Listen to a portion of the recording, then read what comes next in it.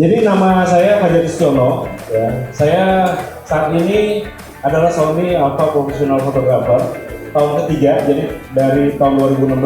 Mulai fotografi, ini banyak banget yang tanya, Mas kapan sih mulai fotografi? Gue mulai fotografi itu tahun 2009, brothers. Jadi relatif masih newbie, masih junior ya, baru 10 tahun. Ya. 2009 itu benar-benar baru beli kamera APS-C sama kit lens. Oke. Tahun 2010 gue udah mulai bikin workshop pertama. Jadi workshop pertama saya tahun 2010, which is 1 tahun setelah beli kamera pertama. Jadi untuk teman-teman yang mau tanya, Mas telat gak gue belajar? Mas gue terlalu tua gak untuk belajar? Punya gak gue kesempatan yang sama? Ini ada buktinya di depan kalian. Gue belajar 1 tahun, kemudian gue ngajarin orang tahun 2010. 2013 gue udah mewakili satu produk untuk menjadi brand ambassador Indonesia. Jadi 4 tahun gue udah menjadi salah satu brand ambassador satu produk di Indonesia. Tahun 2015 gue dipercaya untuk menjadi salah satu brand ambassador satu produk kamera. Dari 2016 sampai sekarang ini merupakan satu mimpi gue.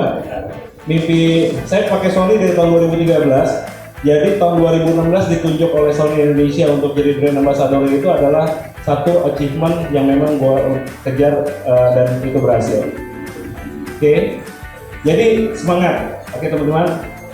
Pertanyaan berikutnya, Mas, dulu sekolah fotografi ya? Jauh bro. Jadi S1 saya dulu di Trisakti, teknik mesin. Jauh ya. S2 saya dulu di PPM, saya ambil marketing management. 15 bulan lulus. Jadi fokus untuk ngejar sampai selesai. Tapi akhirnya in the end gue full time fotografer sekarang ini. Gue akan share pertama kenapa gue memilih fotografi. Ya, banyak hal yang difoto, ada videografi, ada vlogging yang sekarang gue lagi jalanin juga nih pelan-pelan dan susahnya setengah mati gitu ya. Kemudian ada kenapa gue memilih potret fotografi. Kenapa gue start dengan potret fotografi?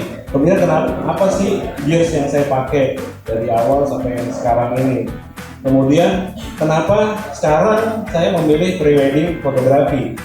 Kenapa sekarang? Kemudian ini kemarin berdasarkan survei dari teman-teman organizer ke kebutuhan teman-teman di sini adalah gimana sih untuk level up ya pre-wedding business? Gimana sih naikin levelnya di bisnis pre-wedding yang sekarang gue udah jalanin? Kemudian yang terakhir nih yang paling penting menurut gue, personal branding is an important things to become successful. Jadi sukses di fotografi itu adalah bukan hanya technical, tapi juga personal branding. Ya, oke. Kenapa fotografi? Dari tahun 2009 sampai sekarang. Yang tadi saya bilang, keputusan untuk masuk ke fotografi ini, salah satunya selain hobi adalah keputusan bisnis. Jadi saya punya bisnis fotografi. Jadi waktu start itu saya udah pengen kayak gitu. Dan masing-masing orang harus punya fokusnya. Misalnya nih, pasti banyak dari sini nih fotografer model, potret yang pengen deketin modelnya. Ya kan? Banyak ya. Ini ketawa-ketawa sini ya tujuan. Tapi paling nggak lo punya tujuan daripada nggak ada sama sekali. Atau makeup artisnya gitu ya. Atau memang mau jadi potret fotografer. Mau foto human interest yang bagus, mau ikut competition, mau terkenal dan lain-lain. Atau banyak juga yang memang ini hobi untuk killing time, tapi mau diseriusin misalnya. Nah, kalau saya lebih kepada keputusan bisnis. Kemudian fotografi itu komitmen. Jadi banyak yang nanya, Mas, tahun 2009 sampai sekarang nggak bosan-bosan motret? Ada bosannya. Tapi komitmen sama istri kan komitmen, lu bosan lu mau tinggalin gitu, ya kan? Jadi ada komitmen di situ, ada poin-poin yang kita harus sukain, dan kita akhirnya ke yang terakhir tuh never ending learning. Yang ujungnya kalau kita suka itu kita nggak pernah stop belajar. Termasuk gue salut banget sama teman di Pontianak ya. Applause buat kalian. Kalau nggak salah tadi malam gue tanda tangan 200 sertifikat ya. Ini menurut gua suatu hal yang luar biasa, atensinya. Dan habis ini sih teman-teman komunitas di sini harus lanjutin nih. Paling nggak kalian tahu nih, teman-teman sehobi yang di ruangan ini yang kita bisa majuin fotografi. Kemudian yang terakhir gue bikin quote nih, believe in what we do. Jadi kalau kalian nggak percaya apa yang kalian kerjain itu bagus ya, baik ya, udah stop sampai di situ. Ya, ini nanti ada hubungannya sama yang belakang. Oke, dulu yang punya foto kayak gini dulu, aduh pengen banget nih foto di Bali ya, kita sebut sering ke Bali, pengen foto kayak belakangnya detailnya kelihatan ya kan, kemudian orangnya tetap tajam gitu ya, ini kayak hal yang susah gitu, karena susah dulu nyari sendiri. Ya, gua akan share ini hari ini, jadi sampai sore kalian masih bisa bikin foto kayak gini. Ya. Kemudian never ending learning, ini salah satu foto yang gue mulai pada waktu fotografi. Jadi zaman dulu nih, guys, zaman dulu itu gue pakai APS-C sama ya, hampir setiap fotografer akan start dari APS-C dan kit lens. Tapi gimana nih gue motret dengan segala keterbatasan ini? Jadi waktu itu kit lens itu nggak bisa apa yang kit lens nggak bisa lakukan maksimal, bokeh ya. Jadi gue nggak bisa foto bokeh. Tapi apa yang kit lens bisa lakukan secara maksimal? Detail. Benar nggak? Detail dan wide. Jadi ketahui kekuatan kalian, baru bikin karya. Kalau mau nggak nambah investasi, mau bokeh juga gimana caranya? Tahu ya caranya? Pinjam satu teman. Nah, gue nggak mau pinjam satu teman. Jadi gue maksimalkan apa yang gue punya. Dan waktu itu gue pikir nih, genre-nya gue seneng potret. Dengan segala keterbatasan itu apa yang mesti gue bikin, dan gue pengen ngajar, dapat income, itu mimpi yang kayaknya jauh gitu ya. Tapi ada satu style potret itu kan pinggang ke atas ya, pinggang ke atas, jadi gue nggak perlu lensa yang terlalu gimana, gue bisa achieve itu dengan kit lens. Kemudian gue bikin style namanya, ada yang tahu nggak style? Dulu gue tahun 2010 mulai satu workshop yang namanya Sense of Colors. Kalau dengar Sense of Colors itu genrenya potret, selalu model cewek. Gue agak gemeteran kalau motret cowok. Gue selalu motret cewek. Kemudian dramatis, outputnya dramatis ya, seperti ini misalnya. Ya, outputnya dramatis. Kemudian selalu gue pakai kain-kain gitu ya, bunga-bunga, colorful. Karena saya survei bahwa kebanyakan orang, bukan fotografer ya, orang awam.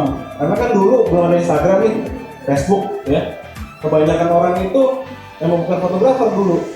Jadi mereka penikmat foto. Ini jangan salah nih.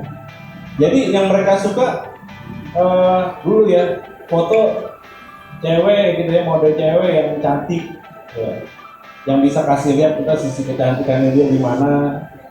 Kemudian kulitnya halus, luka-luka lamanya nggak kelihatan, mantan-mantan dihapus semua ya kan. Kemudian colorful ya, foto yang colorful akan memikat mata orang awam, palingnya orang awam. Karena kalau fotografer udah punya preference sendiri, pengen warna kayak gini. Tapi secara umum orang akan suka dengan foto yang colorful. Dan itu bisa nggak di-achieve oleh kamera dan lensa yang biasa? Bisa. Dan diangkat dengan editing yang bagus waktu itu ya. Jangan takut teman-teman. Mas, gue dibilangnya photoshopper, bukan fotografer. Ini pengalaman gue dari tahun 2009. Apapun yang kalian buat, yang penting pertama kali itu bagus dulu. Karena ketika udah bagus, kalian semangat untuk bikin lagi. Ya, perjalanan gue nih, motret baru belajar sebentar, ngedit nih banyak banget. Nanti bosen ngedit banyak, akhirnya mau ngedit lebih sedikit. Gimana supaya caranya ngedit lebih sedikit? Motretnya harus lebih bagus. Jadi motretnya lebih bagus, ngeditnya lebih sedikit. Sekarang ngedit hampir nggak ada. Karena gue suruh orang ngedit. Gue ngedit 20% lah, 10-20% editing. Karena semuanya udah jadi di kamera. Gimana caranya kita bahas nanti. Ya, jadi gue start dari itu tahun 2010. Gue mulai dari Surabaya, ngajar workshop fotografi di sana. Habis itu setiap minggu itu keliling kota, pokoknya 1 tahun rata-rata 70 sampai 75 kali workshop. Ya. Dan kemudian gue lanjutkan yang never ending learningnya. Saya punya guru namanya Manny Brodo. Guru gue yang pertama, Manny Brodo itu Sony Alpha profesionalnya Filipina. Jadi dulu dia jago nih, cuma workshopnya dia mahal sekali. Ya, nah ini yang gue bilang kita butuh teknis tapi kita terus mikir gitu. Apa yang gue lakukan? Gue undang dia ke Jakarta, gue bikin workshop yang mahal. Jadi gue belajar juga, yang bayarin siapa? Pesertanya. Ya kan? Udah gitu selain itu gue jadi teman dekat. Gue udah datengin dia sampai sekarang itu 6 kali. 6 kali nggak datengin dia, dan itu kalau teman dekat kan udah ngajarinnya jadi gila. Ya. Jadi selalu cari cara. Ya salah satunya sekali lagi workshop seperti ini. Jadi foto gue tuh mood, colorful, dan dulu sama sekali nggak pakai lighting, available light. Kenapa? Workshop kan? Coba bayangin kalau orangnya 20 orang untuk workshop pakai flash, rusak flashnya. Karena kita senang sekali di pose yang sama mencet berkali-kali. Terus motretnya bareng-bareng flashnya hancur gitu. Jadi dalam zaman dulu tuh gue motret pakai available light. Ini available light nih. Available light. Ya. Kok bisa sih kayak begitu? Nanti kita cerita. Kemudian ada additional property selalu. Karena zaman dulu kalau keliling kan saya keliling Indonesia ya untuk workshop ya. Kemudian Malaysia tuh hampir semua provinsi udah ke sana, sama Singapura. Kalau keliling itu dari zaman dulu ya, yang paling susah tuh apa? Wardrobe, outfit ya. Wardrobe tuh susah. Akhirnya dulu itu gue selalu pakai wardrobe daerah. Jadi kita punya aset kan, kayak Pontianak kan punya baju adat yang wedding, itu bagus banget dibikin kayak gini gitu. Ya, next time kita datang lagi kita bikin konsep. Oke. Nah ini semuanya pakai available light, dan waktu itu bantuannya cuma reflektor. Oh ya, ada yang pakai reflektor di sini? Ada ya. Kalau naruh reflektor, ini misalnya gue model nih, ya.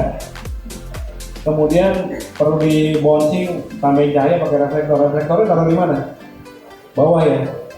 Lu sekejam gua waktu itu. Sama, pengalamannya sama Mas. Nggak, bukan jawabannya salah sih, tapi kejam. Dulu gua juga kayak gitu, reflektor taruh di bawah. Tahu nggak kalau taruh di bawah itu kenapa? Modelnya jadi silau, dan ini jadi panasan. Akhirnya kalian paling dapetin foto yang maksimal itu 1-2 biji. Habis itu dia silau kepanasan. Jadi megang reflektor tuh yang bener gini, dari atas dibouncing agak ke bawah. Karena kalau dari bawah, lighting dari bawah kan jadi apa? Serem, ya kan? Jadi kayak hantu gitu kan. Kalau dari atas kayak lighting matahari, jadi dapetnya bagus. Oke. Walaupun ini sekarang akhirnya gua nambahin pakai artificial light. Ini pakai lighting nih. Style yang sama pakai lighting. Ya. Jadi bisa kita explore lagi, tapi start dengan apa yang kita ada dulu. Kemudian sekarang udah full pakai lighting, lebih banyak gue pakai lighting. Lighting jadi hal yang menyeramkan gitu. Gue hari ini bawa HP L60 Sony. Insya Allah gue akan sharing kepada kalian nanti pas photoshoot gimana sih cara pakainya, dan itu gampang banget. Dulu kenapa gue nggak pernah pakai? Karena mengintimidasi, kesannya pakai lighting itu susah banget gitu. Padahal gampang. Nanti gue akan keliling ke setiap grup untuk sharing itu. Foto-foto yang kayak gini nih, potret yang seperti ini. Jadi zaman dulu ya, hari ini kan ada model yang kebetulan diundang juga, modelnya adalah memang model gua dari tahun 2013. Ada Kartika, ada Stella Kirana ya. Itu mereka model-model yang selalu dampingin gua. Dan mereka enak banget. Karena selalu kalau workshopnya gua diri sebentar tiduran. Jadi terkenal nih, Mas Fajar kalau foto pasti tiduran, sense of color tiduran gitu ya. Tiduran karena apa? Karena saya bisa manfaatin dari sakit saya dari atas. Zaman dulu layar itu nggak ada yang bisa flip, ya. Jadi setiap kali motret di bagasi mobil gua selalu ada tangga, naik tangga gitu, ya, biar kelihatan kerja. Ya kan? Kalau sekarang udah tekuk aja, ditekuk, enak kan kita bisa. Jadi sekarang ini udah sangat dimudahkan deh. Kalau sampai kalian lebih lama dari gua belajarnya, gua setahun, ini challenge-nya nih. Kalau kalian lebih lama dari gue berarti semangatnya kalah sama gue. Gue start fotografi umur 32 tahun. Jadi solid sebenarnya kalau dari zaman dulu, tapi bisa dikejar. Nah ini pakai lighting, jadi bisa bedain ya. Yang tadi nggak pakai, ini pakai. Tergantung stylenya kalian mau apa. Kalau available light di sini Pontianak tercurah banget ya kan. Paginya lebih panjang ya kan, terus sunrise-nya lebih panjang ya, paling siang-siang doang nggak bisa motret ya. Tapi artinya apa, kalian punya keistimewaan untuk itu. Terus nih ya, gue bolak-balik aja, jangan juga mas, aduh mas Fajar sih orang Jakarta sih, jadi gampang belajarnya. Enggak juga, coba tanya nih banyak orang Jakarta sekarang panitianya kafe ini orang Jakarta semua, tanya deh, mas kalau mau motret di Jakarta spotnya di mana ya? Nggak ada yang bisa jawab pasti, bosen tau gak? Kota tua yang zaman dulu kita bisa foto udah nggak bisa foto lagi di sana, mahal sekali, satu spot 2,5 juta. Kemarin ngobrol sama teman-teman Pontianak, kayak kalian punya spot yang lebih bagus. Katanya kalau ke Ipoh Malaysia cuma 500.000 ya pesawat. Di Ipoh ada Heli Castle kan? Pernah kesana nggak? Heli Castle, kemudian kalau naik mobil 2 jam lagi udah sampai Penang. Jadi sebenarnya kalau mau ngirim, gua ngirim sama lu pada, ya kan? Tinggal semangatnya aja mau berangkat bareng ke sana, create karya, atau mau yang teman-teman prewedding berangkat ke sana untuk dapetin satu view yang memang beda. Jadi banyak caranya, tinggal explore. Jangan fokus sama masalah, fokusnya sama solution. Nah, ini foto-foto yang sekarang, jadi sama ini nih. Ini kenapa gue tunjukin foto ini? Beda banget sama foto yang pertama tadi gue kasih lihat kan. Jadi ada yang namanya juga tren. Saya nggak bilang bahwa idealisme itu nggak perlu gitu ya. Tapi ada yang mesti dipisahin. Apalagi kalau kalian nanti udah cari rezeki di fotografi. Karena once kalian jadi profesional, kalian ada satu orang yang namanya klien yang akan mendrive kalian. Benar nggak? Jadi jangan nih, oh gue nggak mau foto kayak gitu jelek, buat gue bagus, nggak dibayar bro.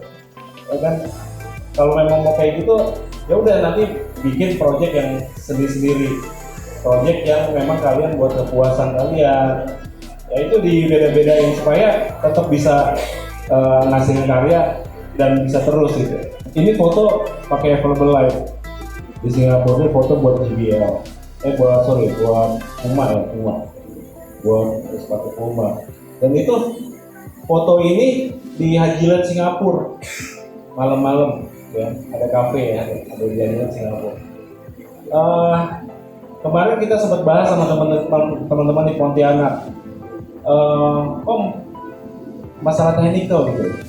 Technical perlu apa enggak, kemudian personal branding apa enggak. Dua-duanya saling diperluin. Karena ketika kalian dapetin kasus kayak gini nih, ini kafe bagus, tapi nggak boleh pakai flash karena ganggu orang yang mengunjung. Yang kalian bisa manfaatkan adalah ada lampu jalanan di sebelah sini. Ya, kalian mesti create foto dengan apa yang ada. Jadi kasus itu akan selalu ada.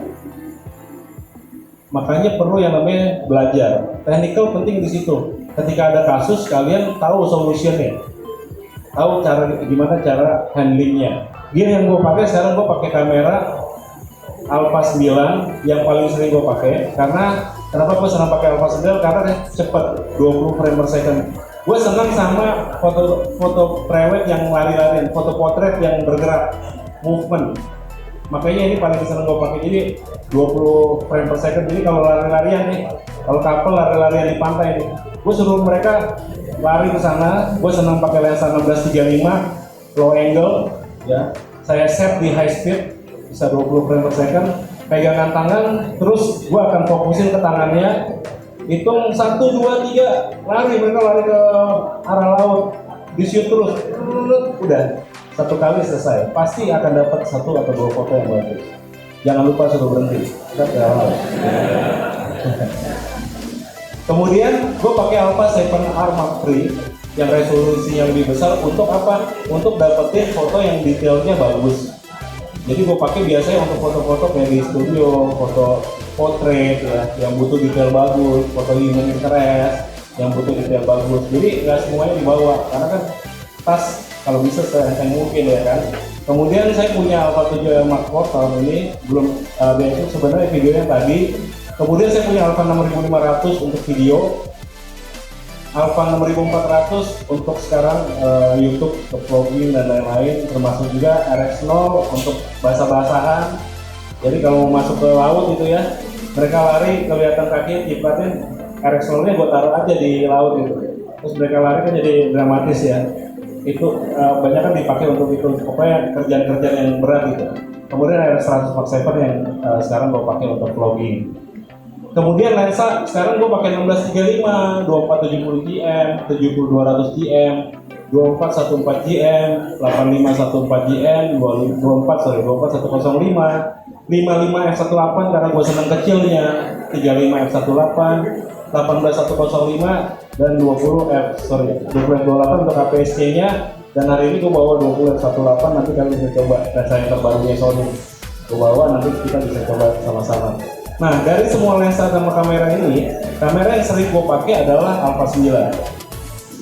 Ya, karena gue kalau motret pre-wedding sekarang, satu sesi outdoor itu gue motret bisa kayak 1000 sampai 1500 shot. Jadi bayangin kalau misalnya foto seharian ya. Jadi bayangin kalau gue pakai yang besar nanti storage-nya gede. Itu gue memang senang. Biar apa? Biar nggak kehilangan momen pertama.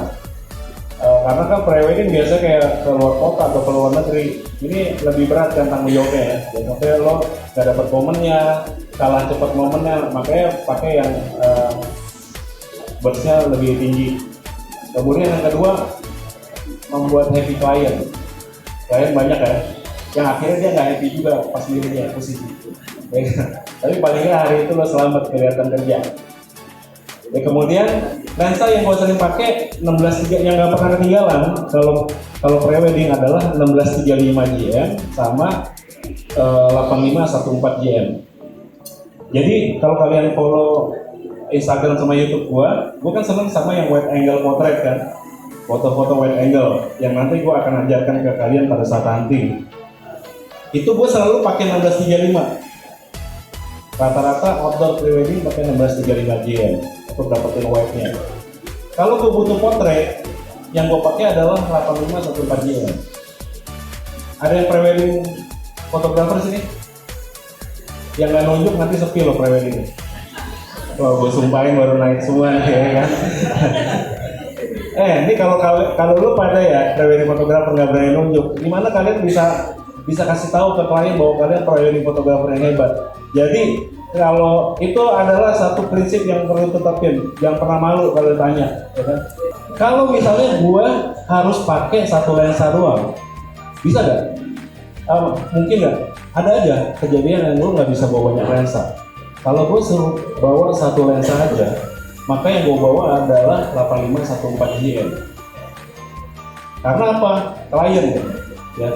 Kalau ngikutin style gue sih gue bawa 16-35. Tapi nanti digantung sama kliennya, itu foto jauh-jauh semua gitu. Karena klien yang sekarang nih, teman-teman yang 11 orang pasti tahu bahwa klien-klien ini, lu kalau pre-wedding itu siapa sih klien lu sebenarnya? Yang cewek kan? Kita sebutnya cici ya. Cicinya, pokoknya cuma bayar doang. Yang mirip cici ya, bener gak? Ya, akhirnya kalau foto lo nggak kelihatan si cicinya cantik, maka lo akan dimarahin, akan dikomplain. Kemudian mereka pengennya portrait karena udah bayar makeup artist mahal-mahal. Oh, 8514 paling jago buat kayak gituan. Ini bebas ya, ada 8518 juga, tergantung kalian kebutuhannya. Mas, 8514 banyak pakai di mana? Banyak dipakai 14 ya. Lo jadi bokeh dong, cowoknya aja bokeh. Tapi ceweknya jangan. Tapi jangan semuanya bro, nanti dikomplain ya kan. Tapi memang nature-nya begitu, nature-nya itu si cewek itu yang kelihatan cantik. Dan 8514 itu lensa potret yang bikin orang itu di potret itu memang jadi cakep dan jadi lebih kurus. Ini penting gitu. Ya kan? Karena pekerjaan fotografer pre-wedding itu ngedit tangan ceweknya, ngecilin ya kan. Nah, jangan terjebak di sana. Nah, kalau misalnya Mas, lo akhirnya foto potret semua dong? Enggak. Kalau tuh ngambil wide potret, gua akan mundur jauh. Ya. Mundur jauh itu pernah ada yang ngambil 8514 tapi jauh? Nggak ada ya? Pernah ya? Apa yang kamu dapat? Foto yang si modelnya akan kelihatan lebih kurus karena ada kompresinya. Jadi pas tuh. Jadi dari gua pernah ikut private workshop ya. Jadi gua sendiri belajar. Gua tuh mulai prewedding, gua private workshop sama fotografer dari luar, one on one di Bali. Pas gue liat karya-karyanya doang, tapi pas dia datang ini siapa dia anak pakai celana pendek yang sedang jepit ya kan? Itu cuma pakai 85 14 doang. Jadi dari setiap fotonya dia itu ternyata dia pakai satu lensa. Sampai saya bilang, lo ngebohongin gue ya? Tidak, gue cuma punya lensa ini doang. Dan benar satu hari itu kita motret, dia benar-benar cuma pakai satu lensa itu dan bisa create semua itu. Jadi jangan terbatas sama wah gue mesti beli ini nih, Mas Fajar tulis nih begini dulu, gue mesti beli ini, maksimalin dulu apa yang kalian punya, habis itu investasi. Kalau udah rame, tentu aja lo bisnisnya di fotografi harus investasi, ya kan? Gear penting untuk ningkatin penjualan, ningkatin quality. Kalau quality lo bagus, lo bisa ningkatin yang namanya pricing, ya. Nah, ini foto di Bali. Ini foto di Bali, gue pakai 1635 GM, dan gue pakai flash. Jadi di sini ada kayu kayak gini juga, ya. Nah di sini gue foto sama flashnya, nggak setinggi kelihatannya. Makanya pakai 1635 karena supaya kelihatan lebar. Ya. Pas ngeliat, kalau kesana pas ngeliat, oh gini doang gitu. Nah itu power of flash. Power of view. Makanya kenapa sih ada lensa-lensa mata manusia itu paling dekat sama lensa 40 mm sama 50 sama 55. Makanya hasil dari situ hampir sama dengan apa yang kita kelihatan. Jadi kalau mau bikin view yang beda, kalau view-nya beda kan pasti orang akan melihatnya ini sesuatu yang berbeda. Jadi kalau kayak hunting nih nanti nih, hunting itu pasti nih begitu dapat sweet spot nih, posisi wena gitu ya, semuanya akan di sini kan, explore. Gimana kalau low angle, gimana kalau high angle, ya, gimana kalau gue pakai fixed lens dan lain-lain. Karena kalau kalian mau try ke sama semua, pasti jurinya akan melihat file yang sama persis. Gue kasih bocoran, gue sering kali jadi juri foto. Kalau misalnya terakhir ya ada foto potret gue juriin ada 8.000 foto yang gue mesti 8.000 foto ya yang gue mesti juriin dalam waktu 3 jam. Mungkin nggak lihat 8.000 foto satu-satu? Ya kan mesti nambah premi asuransi kalau satu-satu matanya ya kan. Apa yang gue lakuin? Gue akan buka itu jadi thumbnail dulu. Jadi foto yang sama itu langsung skip. Gue nggak lihat detailnya dulu. Foto yang pop up akan gua simpen. Ya, foto yang unik, foto yang sama nanti bikin gua susah ngajurinnya karena mirip-mirip semua gitu. Jadi saya akan cari foto yang secara thumbnail unik dulu. Habis itu setelah terseleksi baru digedein. Paham ya maksudnya ya? Jadi pemilihan angle itu penting gitu. Ini spot di Jogja. Ya. Saya selalu nyari kalau di satu spot. Kadang-kadang gini, kemarin ada yang tanya ya Mas, tolong dong dibahas gimana sih kalau foto motret di luar kota, di luar negeri. Kadang-kadang kita nggak punya keistimewaan untuk survei dulu. Jadi harus langsung datang gitu, on the spot mereka make up kita nyari gitu ya. Nah kalau saya biasanya akan nyari dulu framing, mana sih tempat yang framingnya bagus. Ini kan framing ya kelihatan ya. Ada pohon, ada batu, terus di belakangnya background. Saya akan selalu cari lokasi kayak gitu. Di mana-mana pasti ketemu. Di sini banyak banget framing. Ya. Jadi penempatan model itu penting. Penempatan orangnya ini prewedding ya, couple penting. Sebelumnya apa? Sebelum penempatan, workflow saya kalau saya motret, yang pertama kali saya cari adalah bukan background yang bagus, tapi di mana cahaya terbaik. Karena kita motret pakai harus ada cahaya. Di mana sih lighting terbaik? Di sini tentunya lebih bagus dibanding di sana. Kalau di pinggir lebih jelek daripada di sini buat gua. Karena di sana terlalu harsh. Di sini udah lebih soft. Di sana nggak dapat lighting sama sekali, jadi flat dan kayak gitu. Habis itu biasanya saya akan cari framing kayak gitu, dimana foto saya akan lebih kaya. Habis itu gue akan cari foreground, background. Kalau nggak ada foregroundnya, gue bawa foreground dari rumah. Kok bisa sih foreground bawa dari rumah? Pernah lihat foto-foto yang bokeh-bokeh yang depannya kayak ada kabut-kabutnya? Kan banyak yang pakai plastik segala macamnya. Gue selalu bawa kain tile, tau ya kain tile? Kain tile yang kotak-kotak kecil ya. Tengahnya gue bolongin, habis itu tempel di lensa. Itu jadi kayak berkabut depannya gitu. Nah trik-trik itu banyak lah. Nah ini di Singapura, saya pakai lensa yang lebih lebar lagi 12-24 G. Nah di sini gue mau cerita sedikit mengenai pentingnya preparation. Pentingnya kalian latihan gitu. Ini lokasi di MBS Marina Bay Sands Singapura. Kalau ada yang pernah kesini, ini tempat ramainya setengah mati. Istilahnya kalau di sini kayak apa nih? Alun-alun ya, jembatan. Jadi tempat wisata gitu. Ya, jadi kalian di sini motretnya mesti apa? Mesti cepet. Udah gitu, ini gue dapat klien yang gue mau motretnya sunset. Dapat detailnya mas, awan-awan segala macam. Kalau pakai F-nya kecil, berarti yang belakangnya apa? Oke. Terus putih, ya kan? Putih. Pusing nggak kalau kalian misalnya nggak pernah motret, nggak pernah latihan gitu, untuk motret kayak gini, dia minta kayak gini. Pusing kan? Jadi banyak nih, misalnya gue tanya sama masnya, dia klien ini minta ke lo, fotoin gue pre-wedding, lokasi sini ini sampelnya, bayarannya gede, bukannya seneng kan? Pusing, ya makanya butuh yang namanya preparation. Udah secara teknik agak ribet, yang kedua waktu motretnya masih lebih cepat, karena apa? Ini orang-orang kita tahan. Biasanya gue tahan makeup artist gue suruh tahan orang-orangnya untuk nggak lewat dulu. Kalau masih lewat, gue suruh belaga-belaga kesurupan. Enggak, kita tahan aja. Tapi kalau nahan orang nggak bisa lama kan, akhirnya mesti cepet.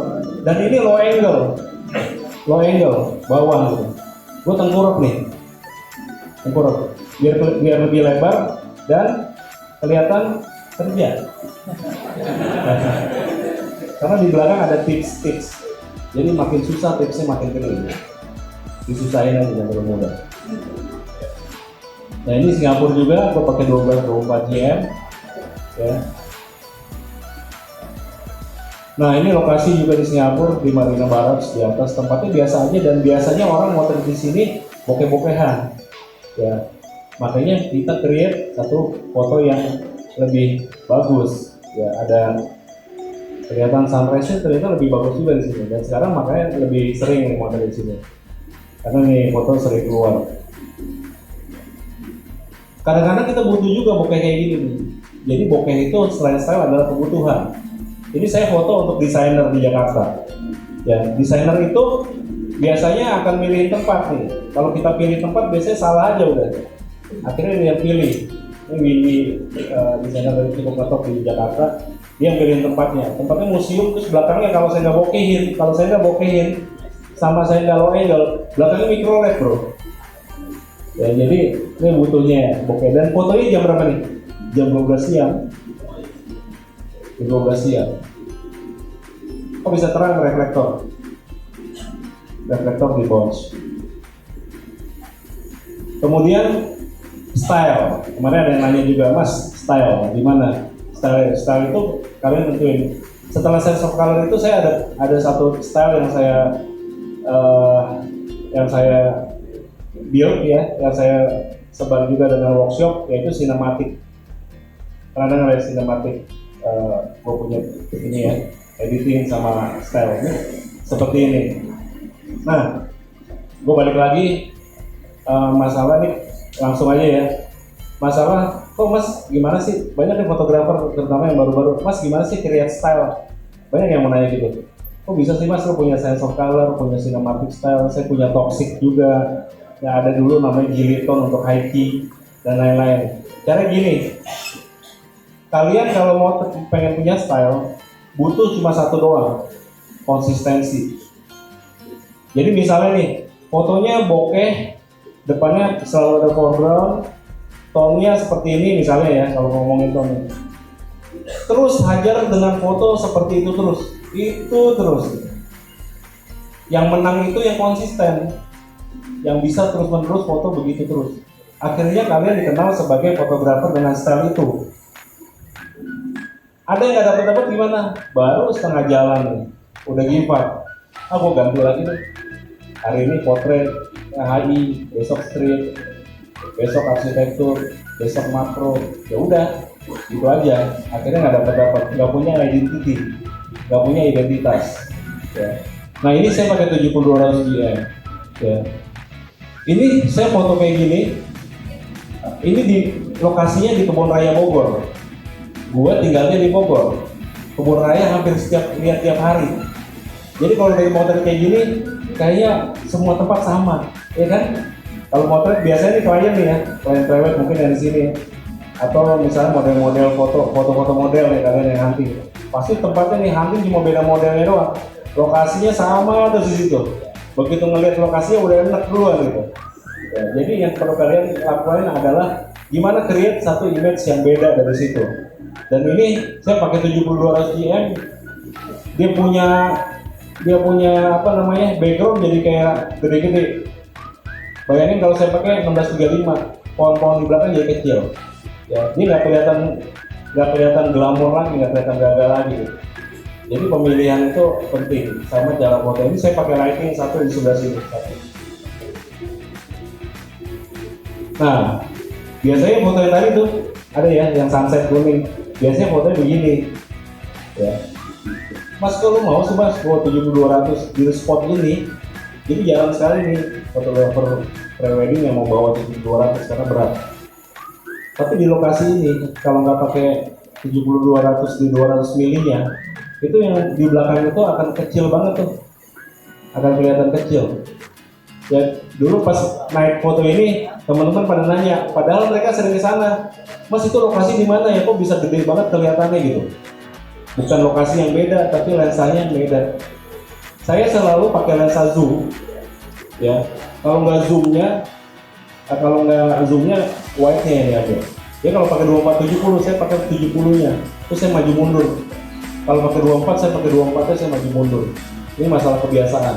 Kenapa sih sekarang nih gue udah mulai tahun 2015, start 2015 saya masuk ke wedding fotografi, khususnya pre-wedding.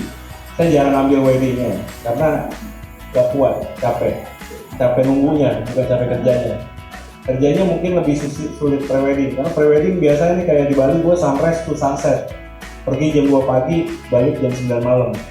Dan itu kita motret terus, tapi happy, kerja terus. Kalau wedding gue nggak terlalu suka, gue udah habis makeup, nunggu makeupnya selesai, foto lagi, habis itu nunggu lagi, itu nggak, kayak bukan gue. Jadi kalau wedding, anak-anak gue yang turun. Nah, kenapa sih di wedding fotografi marketnya besar ternyata? Dulu gue dibohongin, ya kan? Gue dibohongin. Marketnya besar karena setiap orang wedding. Yang bilang marketnya segitu aja mas, saingannya banyak gitu. Itu lo fokus sama masalah, bukan sama solution. Ya. Marketnya ada 2000, banyak kan? Kan kalian nggak ngarepin 2000 kan? Dapat sebulan misalnya untuk awal-awal dapat 5 sebulan lagi udah alhamdulillah gitu kan? Jadi fokus gimana nih carinya nih, cari apa namanya caranya supaya kesana itu akan kasih lihat. Tahun 2015 gue start itu juga karena tahun 2010 saya mulai workshop pertama kali. Terakhir 2015 itu terakhir gue pulang ke rumah. Jadi pulang ke rumah itu biasanya di tahun 2010 sampai 2015 itu paling lama 2 hari seminggu.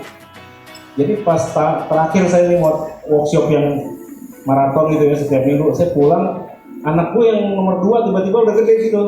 Maksudnya udah bisa bahasa Inggris gitu ya. Terus dia pulang ngeliat gue gitu, Pak, ketinggalan apaan? Ini sampai main ngepet. Jadi dia pikir gue ketinggalan barang, mau ngambil terus pergi lagi gitu. Jadi sedih juga kan nih. Si kecil ini benar-benar tahu. Jadi akhirnya gue putusin gue akan memulai pre-wedding bisnis. Nah ini pertanyaan teman-teman kemarin gue akan jawab. Mas, lo sih gampang masuk pre-wedding bisnis, lo udah ngetop. Gue ngetop itu sama lu pada fotografer juga, saingan, bukan klien. Jadi kita waktu saya mulai 2015, saya sama sulitnya sama kalian bolehnya. Karena portfolio saya juga nggak ada portfolio prewedding, semuanya model. Kalau bikin portfolio pakai model prewedding susah lakunya, karena kalian tuh lihat, wah ini model mas, gua kan bukan model. Ya, tapi in the end di tahun 2015, jadi gue start benar-benar Januari 2015, akhir 2015 itu total gue 150 klien dalam 1 tahun. Gimana caranya? Ada yang mau tahu nggak? Pasti ya. Jadi sebenarnya banyak fotografer prewedding di sini. Cuma malu-malu. Jadi waktu itu tahun 2015 gue start motretin adiknya teman gue, karena gue butuh portfolio. Cuma gue tetap gue charge walaupun lebih murah. Gue belum punya pengalaman untuk kasih pricing harga. Ada yang mau tahu nggak cara kasih pricing prewedding? Harga ya. Tahu ya? Itu gue kasih ya. Jadi gue mulai dengan prewedding pertama. Ya. Kemudian gue kasih harga waktu itu gue ingat banget 10 juta. Kok gue bisa nantinya 10 juta? Nah ini teman-teman ya, gue S2 gue marketing, ya gue biasa dengan produk. Sekarang gue tanya sama dia, siapa yang pengen punya bisnis prewedding atau sekarang lagi pengen kesana tapi belum dapat klien? Ada gak?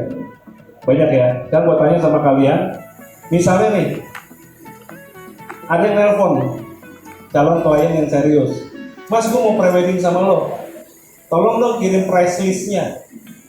Punya gak? Yang punya berapa? Yang dari tadi nunjuk. Udah punya price listnya, lebih mudah. Tapi banyak kan nggak punya price listnya. Jadi satu udah, oh iya nanti price listnya gue kirim deh, baru lo bikin. Kalah sama teman-teman yang nunjuk tadi, udah ada price listnya. Ya, itu satu. Yang kedua, yang dapat price list tadi mungkin sisa 45 orang ya. Dari 45 orang itu gue tanya lagi, pas meeting, kan pasti akan kalian meeting kan? Siapa yang meetingnya bawa album foto? Agak ada.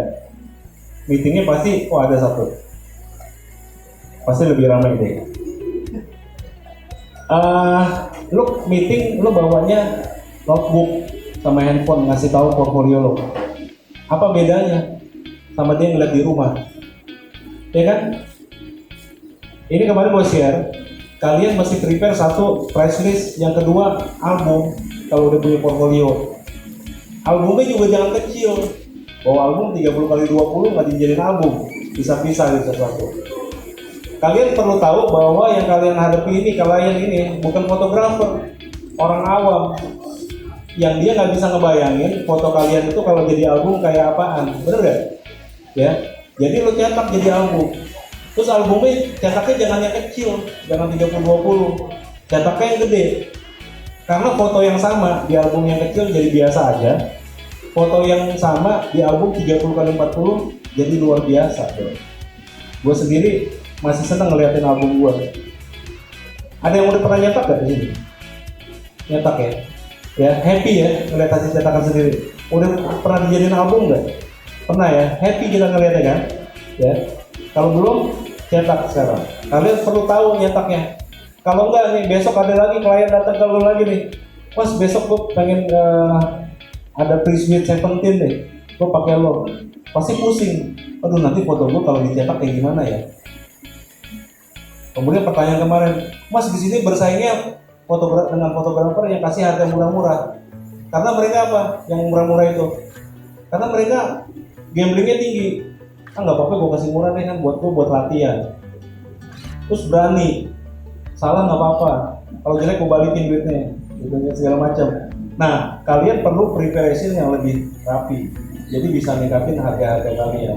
Meeting gue meeting paling rempong, bawa album portfolio bisa 2-3 album, bawa kanvas juga, tunjukin. Jadi mereka bisa lihat, oh ternyata kalau gue foto sama Mas Fajar hasilnya kayak gini, oh kanvasnya kayak gini, baru pricing itu akan punya kekuatan. Oke, kemudian gue agak ngacak ya, pricing tadi. Mas gimana sih kasih pricing prewedding ya? Ini belum wedding, ini bisa diadopsi ke wedding. Jadi gini, kalau gue kasih harga itu berbarengan sama quality yang mau gue kasih. Misalnya gini, gue nggak mau album foto gue itu 30x20, gue selalu 30x40 karena foto gue akan kelihatan lebih keren. Penting itu, karena nanti album itu akan jadi referensi ke teman-teman ya. Jadi saya pakai 30x40, misalnya harganya 2,5 juta untuk albumnya. Album gue rata-rata 2,5 juta. Kemudian kanvas gue nggak pernah kasih di bawah 60x90. Ini diadopsi aja sama kebutuhan kalian ya nanti ya. Kanvas itu satu bijinya 1,5 juta sama frame. Dikali 2 berapa? 3 juta. Ya kan? 3 juta tambah 2,5 berapa tadi? 5.500.000. Makeup artist 1 juta. 6.500.000. Gue kasih wardrobe yang dari pilihan gue 1 biji 2 juta. Jadi total berapa tuh? 2,5, 3 juta, 5,5, 6,5 tambah 2 juta, 8.500.000. Asisten 500.000 misalnya. Ya, 9 juta. Oke, udah fix nih 9 juta ya. Sekarang berapa kalian menghargai diri kalian? Misalnya gue menghargai diri gue 1 hari kerja 5 juta aja misalnya. Berarti harga yang gue jual berapa? 14 juta. Ditambah 1 juta untuk pengeluaran lain-lain. Nah, price list gue untuk 1 hari 15 juta misalnya. Atau kalian misalnya mau bikin album 30x20 nih. Harga album 30x20 di sini berapa? 700.000 misalnya kan. 700.000 tambah kanvas 1 biji 60x90 berapa di sini? Juta misalnya, 1,7. Makeup artist di sini bayar berapa? 600.000, berarti 2,3. 2,3 bayar asisten 500.000, 2,8. 2,8 lain-lain 200.000, 3 juta. 3 juta, kalian mau hargai diri kalian berapa nih? 5 juta, berarti harga jual lo berapa? 8 juta. Oke. Jadi pre-wedding bisnis apapun lah ya, mau potret bisnis segala macam itu bukan cuma soal fotonya, tapi whole prosesnya dari awal tadi meeting, presentasi kalian punya portfolio, akhirnya jadi di tengah harus potret, apa aja kebutuhan sampai terakhir yang tadi cetak mencetak dan promotion. Mas, gue sih udah lakukan itu, kok bisa rame sih? Jadi gini triknya, dulu waktu pre-wedding yang pertama kali ya, gue fotoin dia, kan dapat 2 kanvas, ya kan? Gedungnya dia gede, 2 kanvas gue nggak akan kelihatan gitu, di situ, bener nggak? Dipasangin di depan. Akhirnya gue apa? Gue bilang sama kliennya, bro, gue tambahin nih bro, tapi gue pinjemin kanvasnya 10 biji dari gue. Ada 12 biji kanvasnya. Happy gak kliennya? Happy kan? Gue kasih bonus, tapi gue nggak kasih, gue pinjemin supaya weddingnya kelihatan mewah. Tapi sebenarnya bukan itu tujuan gue. Tujuan gue adalah supaya gue bisa pameran di weddingnya dia. Ya kan? Coba pameran di mall, pre-wedding. Yang ngeliat itu orang mau belanja, ibu-ibu. Ya kan? Tapi kalau kalian pre-wedding, kalau kalian pameran, istilahnya lo pinjemin tadi kan kanvas lo 10 biji jadi total 12 kan? Yang ngeliat siapa? Ngeliat teman-temannya yang belum married, ya kan? Adiknya, kakak temannya, saudaranya, tantenya yang mau married lagi. Jadi itu satu trik promotion yang membuat gue lebih dikenal orang. Karena nanti dia begitu dia mau foto prewed, dia nanya ke couple yang waktu itu wedding, siapa sih yang fotoin lo? Banyak banget ya kanvasnya. Pasti dikasih, salah satunya dikasih sama kita. Dan gue waktu itu lihat banyak tamu yang selfie di depan foto gue. Sekalian juga promosi style kalian. Karena percaya deh, dari foto-foto yang bagus itu yang dipilih klien adalah biasanya foto yang paling jelek. Bener gak? Menjadi kanvas. Ya kan? Gak tahu. Pasti bener deh. Pasti kalian foto yang kalian gak suka. Nah, 10 biji foto yang kalian cetak kanvas itu adalah 10 foto yang kalian suka. Ya kan? Oke kan? Habis itu follow up. Gimana? Ci atau bro, gue kan pinjemin lo kanvas nih, boleh gak gue taruh kartu nama gue di situ? Boleh tuh. Pameran tuh. Pameran, kliennya adalah klien yang punya potensi besar untuk beli. Udah gitu, pameran lo free makan malam, karena udah disiapin sama mereka semua gitu ya. Oke, itu salah satu caranya. Kalau sekarang lebih kompleks, gue pinjemin TV yang gede untuk slide show foto-foto gue. Jadi pokoknya weddingnya dia pameran gue lah, gitu, dia yang bayar gitu. Tapi bahasanya bonus, ya. Jangan itu ya. Nanti klien gue marah semua di TV. Big market, good payment, karena cash, ya kan? Fotografi bisnis yang cash ini doang. Gue habis foto full payment, gue nggak nunggu, karena biasanya ntar nggak jadi lah, dikawinnya hilang deh kan, kita udah capek ya. Jadi gue selalu minta cash. Terus proses yang tadi, branding sama edukasi style kita. Mas itu bukan style gue sih sebenarnya, lu nggak bisa maksain style lo untuk klien ya. Yang ada adalah edukasi supaya next klien itu akan pengen style seperti kita, ya kan? Gimana caranya yang tadi? Terus opportunity-nya juga gede, karena ada lanjutannya. Habis wedding, maternity, baby fotografi, habis baby, child, ya kan? Habis itu adiknya, terus saya begitu sampai kita capek. Dan itu terjadi ketika prosesnya berjalan dengan bagus. Artinya after sales service-nya juga bagus. Ya, gue selalu habis motret nih, besok pasti filenya gue kirim. Pasti itu, satu hari, one day itu kirim all file. Buat dia bagus servis kita, buat kita bagus untuk keamanan. Jadi di USB-nya itu ada tulisan dan message. Data ini nggak boleh hilang sampai album jadi. Karena apa? Kalau lo hilang, ada backup di dia. Kalau dia hilang, ya udah bikin bareng-bareng lagi gitu. Tapi itu amit-amit, ya kan, hampir nggak pernah terjadi. Untuk mereka servisnya lebih bagus. Kemudian mereka pilih, habis itu diproses dia. Habis itu kan kita edit nih. Edit gue nggak pernah lebih dari 1 minggu. Jadi ada proses-proses yang seperti itu. Habis itu cetak kalau jelek, gue kadang-kadang agak sadis kalau cetakan. Kalau jelek di depan orang cetaknya gue sobek. Misalnya lemnya agak lepas gitu, gue sobek. Karena kalau gue nggak sobek, dia lem lagi. Ya gue sobek karena apa? Itu adalah output kita untuk ke klien. Jangan ngirit nih. Tadi kan udah ngitung pricing nih. Wah ini album segini, kanvas segini. Begitu udah dapet klien dikurang-kurangin. Aduh sayang nih, di sana ada yang lebih murah nyetaknya. Untuk lo dapet profit lagi gitu. Lo nggak happy dengan yang lo setting tadi gitu. Itu jangan itu. Skill ya. Ada kemarin nanya, Mas gimana sih foto di luar negeri? Percaya deh, kalau lo udah rame ya, mendingan foto di studio aja gitu, capek. Foto di luar itu banyak effortnya, banyak tantangannya juga. Ini salah satu tantangannya. Kenapa gue mau jadiin foto ini? Ini saya salah tanggal. Tanggalnya bertepatan dengan China National Day, ini di Shanghai. Jadi foto aslinya nih orangnya banyak banget. Di belakang ada tukang es, ada segala macam gitu. Terus ada kebutuhan kita mau ambil detail,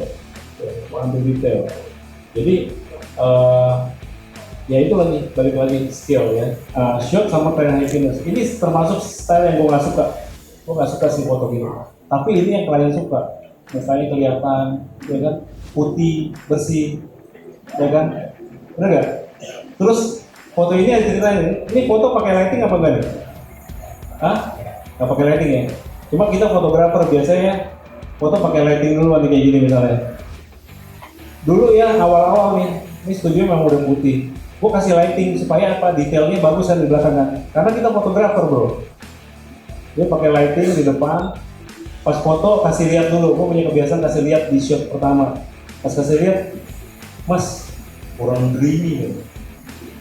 Loh, seperti apa yang dreamy? Dikasih lihat lah foto-foto yang Korean style, putih-putih. Nah karena kita tahu, kan kita bisa berbuat salah kalau kita udah tahu cara bener ya. Wah ini sih gue available light aja. Akhirnya tuh matiin lightingnya, gue pakai 85, kemudian turunin speednya, F-nya paling gede, 14, turun F-nya gue mundur. Belakangnya jadi apa? Jadi putih kan, flare kan. Meteringnya di mana gue? Gue meteringnya di muka. Pas mukanya udah kelihatan putih bersih, gue shoot. Akhirnya belakang over exposure semua kan, hasil lihat nih. Kalau ini gimana sih? Ini masih dreaming kan. Easy shot. Ya.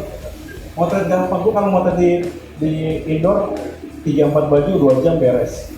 nggak pakai mancing, langsung shoot. Tapi ya gimana?